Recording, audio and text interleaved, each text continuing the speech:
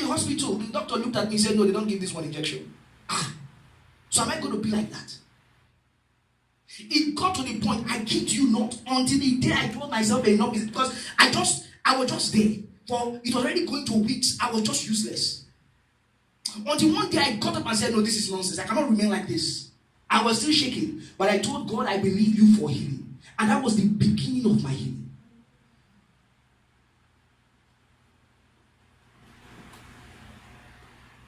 It starts from a firm decision. You have to tell yourself enough of this nonsense. You are betting it. You are betting a problem. Whatsoever you entertain, you retain it. It's going to stay with you.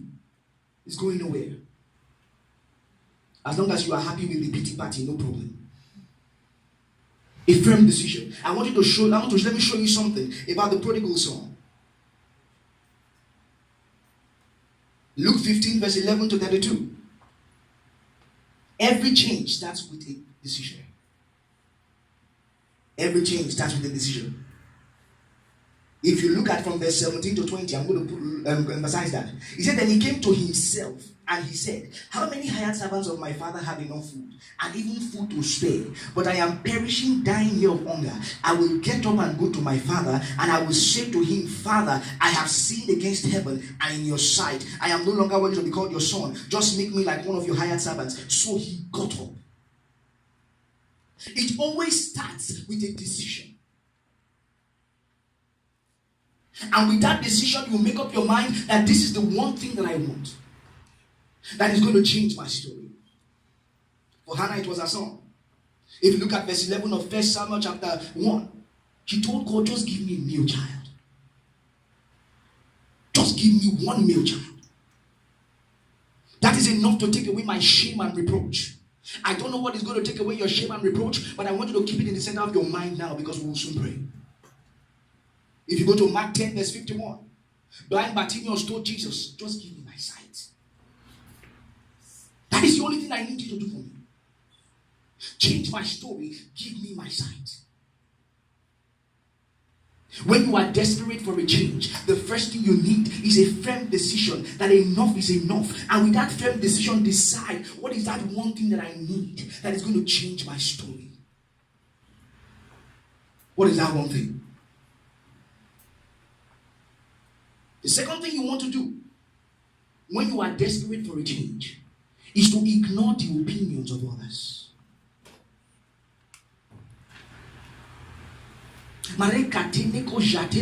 You need to ignore. See, that is why sometimes God allows things to get so bad in your life so that you can get to that point where you are no more concerned about what anybody thinks of you.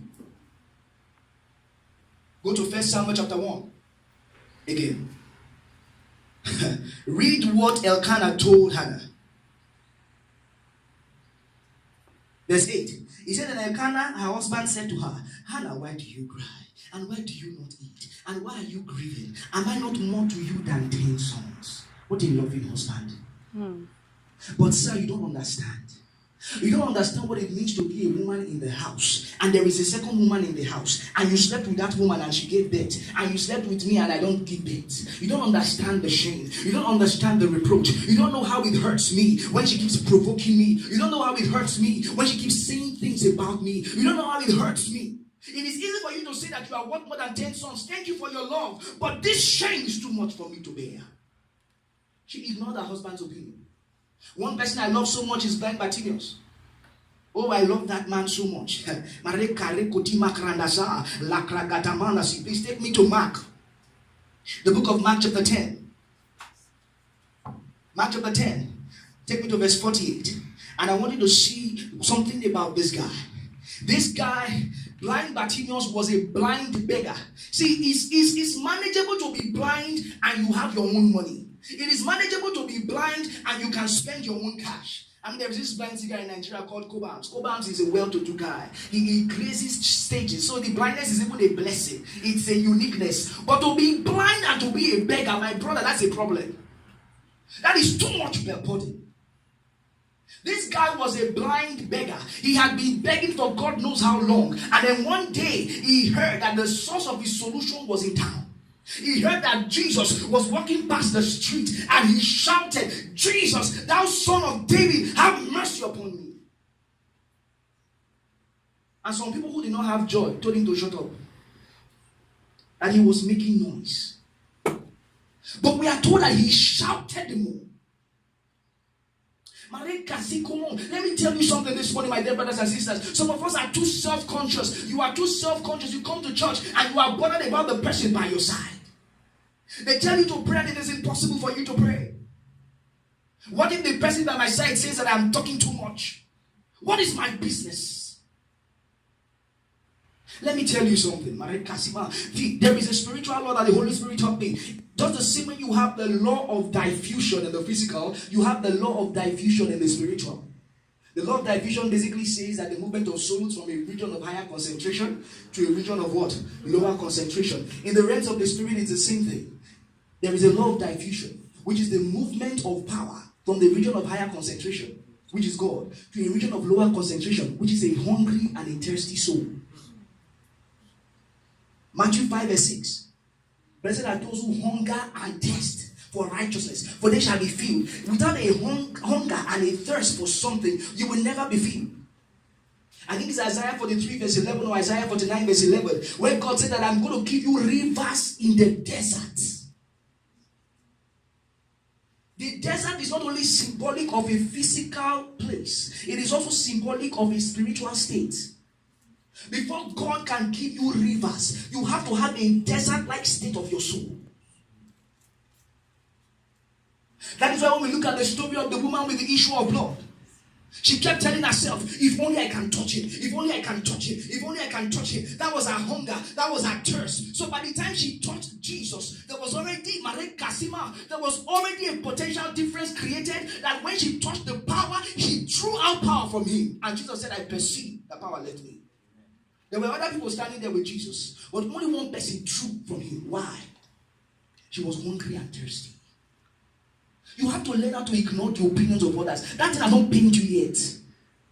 But by the time they tell you that this is your last semester in Windsor, if you fail this time, you are out. You will pray more.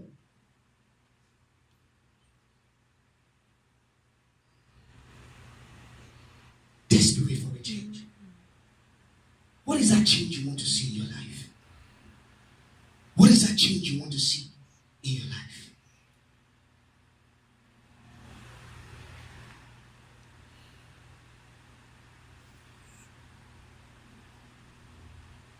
You have to learn how to ignore the opinions of others.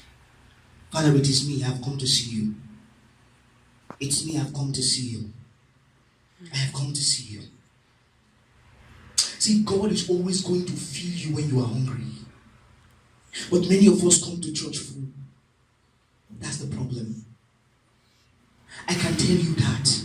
It doesn't matter who is standing behind this pulpit. I'm sure some of you have experienced it. You went to a service and it was as though the sermon was boring. But there was just this brother, there was just this sister that was just catching rema. Because they cannot live the same way. They came prepared. And God must fill them. Somehow.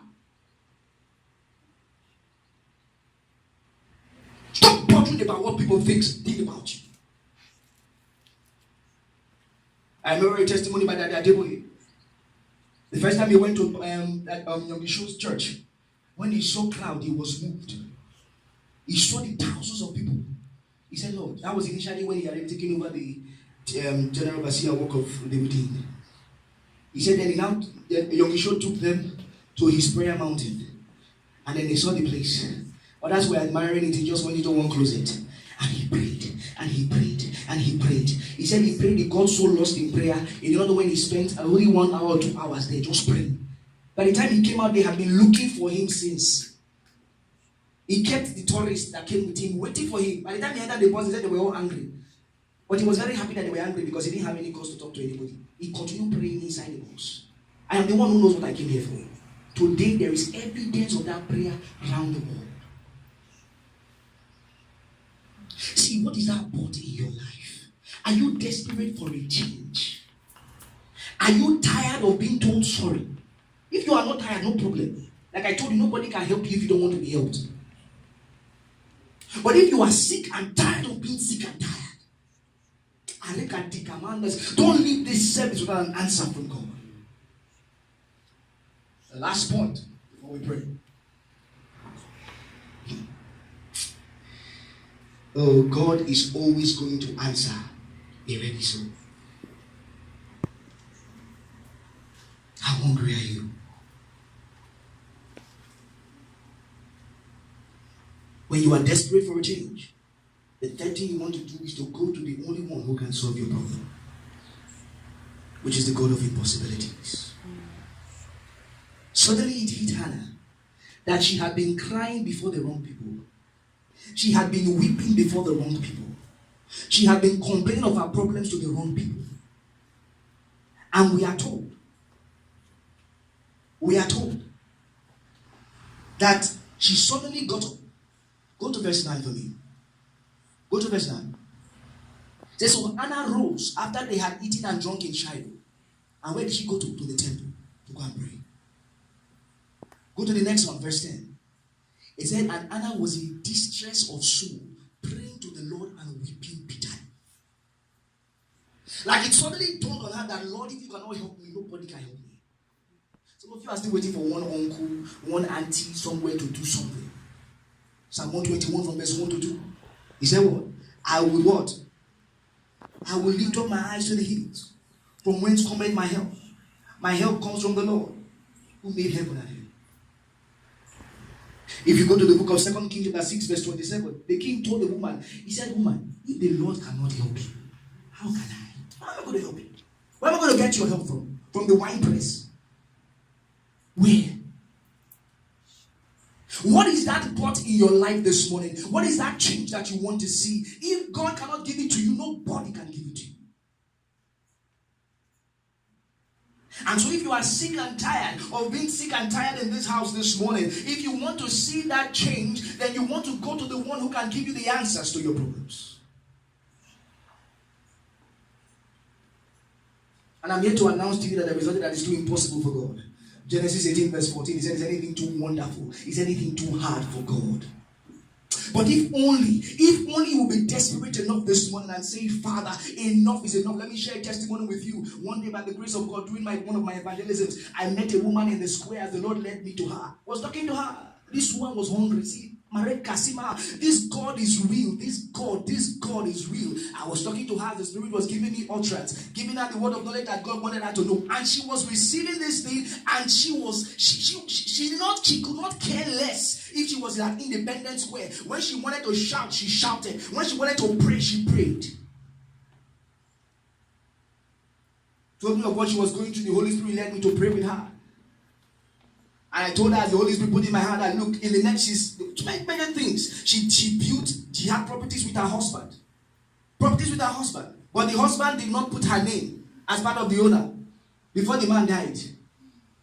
And so she could not legally lay claim to the property. But these were properties that she used her own sweat to create with the man. In addition to that, her son was jobless.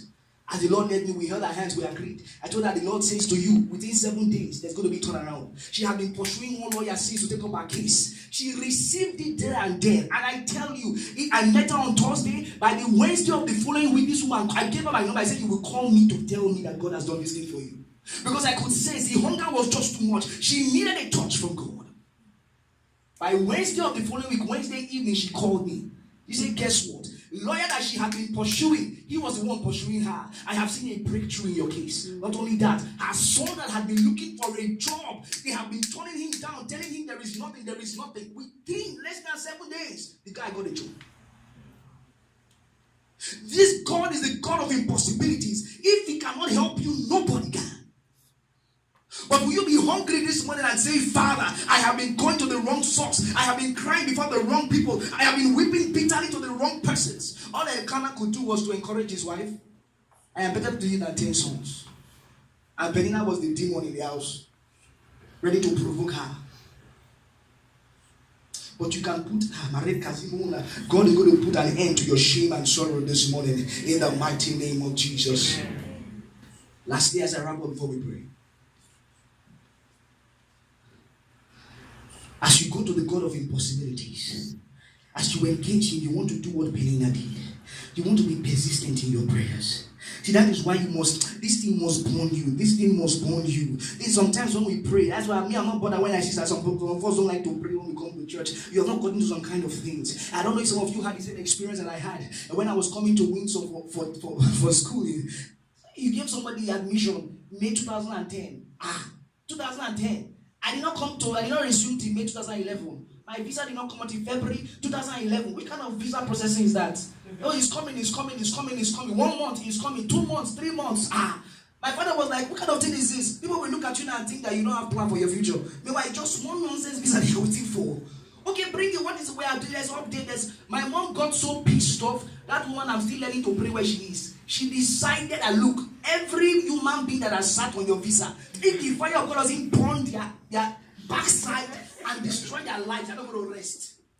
Dr. Venkatesh already knew me long before I came to this island. Because him and my mom,